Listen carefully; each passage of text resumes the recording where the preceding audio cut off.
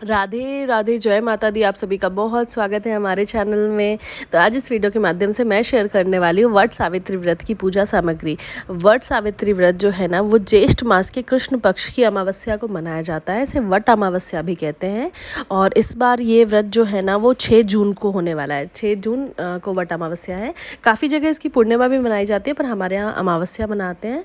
तो उसकी पूरी पूजा सामग्री मैं आज आपके साथ डिटेल में शेयर करूँगी। तो सबसे पहले पूजा करने के लिए हमें चाहिए वट वृक्ष, क्योंकि आज के दिन वट वृक्ष की पूजा करने की प्रधानता होती है। वैसे तो वट वृक्ष के नीचे ही जाके पूजा की जाती है, लेकिन अगर आपके आसपास वट वृक्ष नहीं है तो कोई दिक्कत नहीं। आप इस तरह से एक दिन पहले डगार तोड़ ले वट वृक्ष की, और उसको किसी गमले में ऐसे खोस के ना, और आप उसका पूजा कर सकते हैं।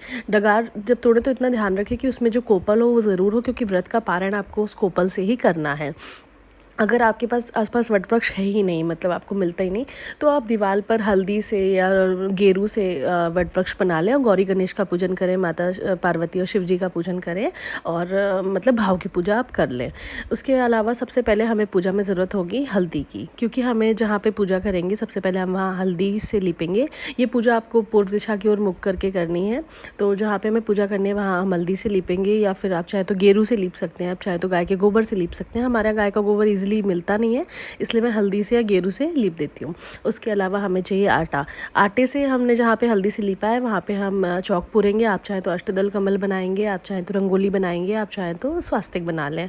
उसके बाद हमें पूजा सामग्री में किन किन चीज़ों की ज़रूरत पड़ेगी, तो सबसे पहले हमें ज़रूरत पड़ेगी दीप और धूप की। मतलब पूजा प्रारंभ करने के लिए हम दीप और धूप रखेंगे। इसमें मैंने मिट्टी का दीपक इसीलिए रखा है क्योंकि हम तो जो पूजा करने मंदिर जाते हैं तो जो दीपक लेके जाते हैं वो वहीं के वहीं मंदिर में छोड़ आते हैं, मतलब वट वृक्ष के तले ही जला के रखाते हैं। तो उसके अलावा हमें चाहिए पुष्प थोड़े से, जो भी आपको पुष्प मिल सके वो ले लें। उसके अलावा सबसे ज़्यादा प्रधानता होती है इसमें जल चढ़ाने की।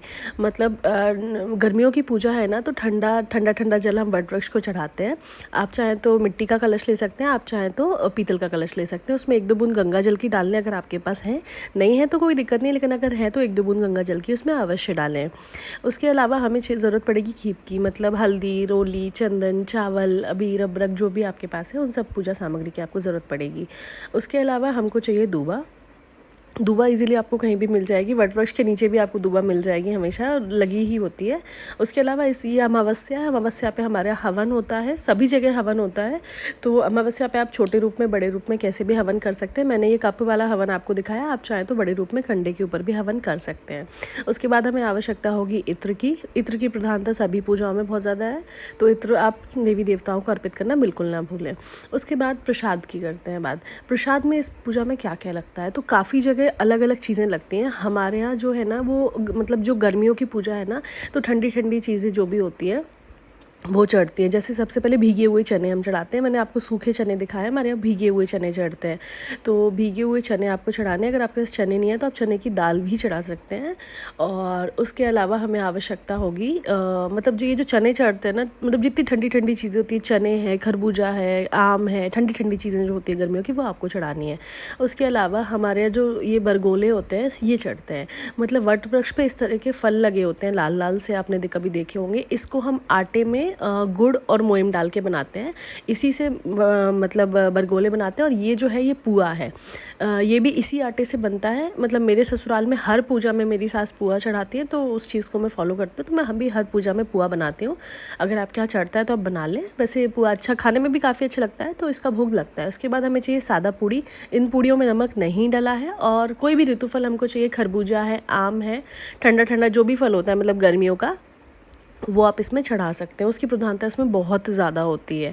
उसके अलावा हमको चाहिए नारंगी वाला सिंदूर, क्योंकि ये सुहाग की पूजा है, तो हम ये वाले सिंदूर से वट वृक्ष पे टीका करेंगे, मतलब तिलक करेंगे, और उसके बाद उनसे सुहाग लेंगे। और यही वाला सिंदूर गणपति जी को भी अति प्रिय होता है। तो जब गौरी गणेश का पूजन करेंगे तो हम गणपति जी को ये वाला सिंदूर चढ़ाएंगे। ये जो छोटी उंगली होती है ना, हम इससे सुहाग लेते हैं जब वट वृक्ष पे वो करते हैं। आपने कभी सुहागनों में अगर लिया होगा सुहाग तो आपको पता होगा सुहागनों वाली पूजा में कैसे सुहाग लेते हैं। और उसके अलावा ये सुहाग की पूजा है, तो इसमें सुहाग के सामान की बहुत ज़्यादा प्रधानता है।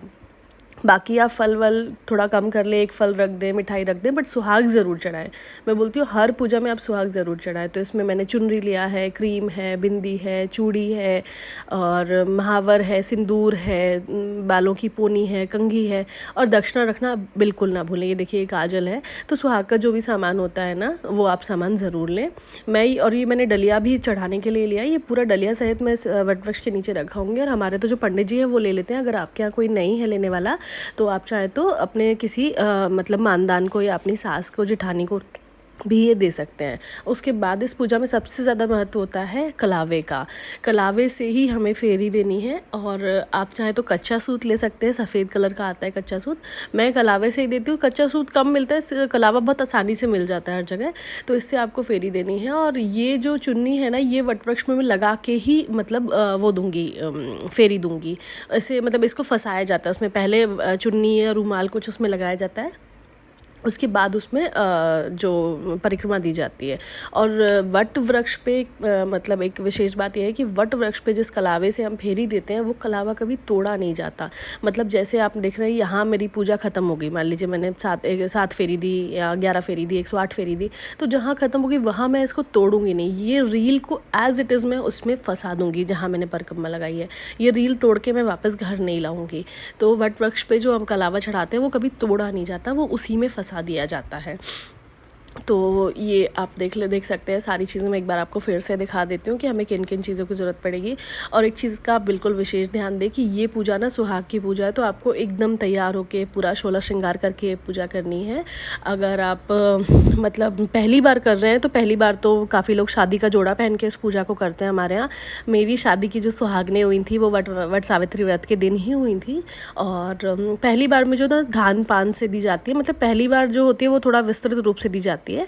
और हमारे यहाँ ये पूजा ना नथ और बेदी पहन के करने का ही प्रावधान है। मतलब नथ, बेंदी और जो ओढ़ना होता है ना शादी का, उसको पहन कर ही हम ये पूजा करते हैं। तो आप भी हो सके तो पहन कर करें। और अगर आप मंदिर जा रहे हैं तो माचिस वाचिस अपनी सारी चीज़ें अपने साथ लेकर जाएं, सारा सामग्री अपने साथ लेकर जाएं। और एक चीज़ और, काफ़ी जगह ना बिजने से हवा करने का महत्व होता है। मतलब वट वृक्ष को हवा की जाती है। तो अगर आपके पास बिजना नहीं है तो कोई दिक्कत नहीं, आप अपने आंचल से, अपने पल्लू से भी हवा कर सकते हैं। और वीडियो अच्छा लगा है तो प्लीज़ लाइक करें। राधे राधे।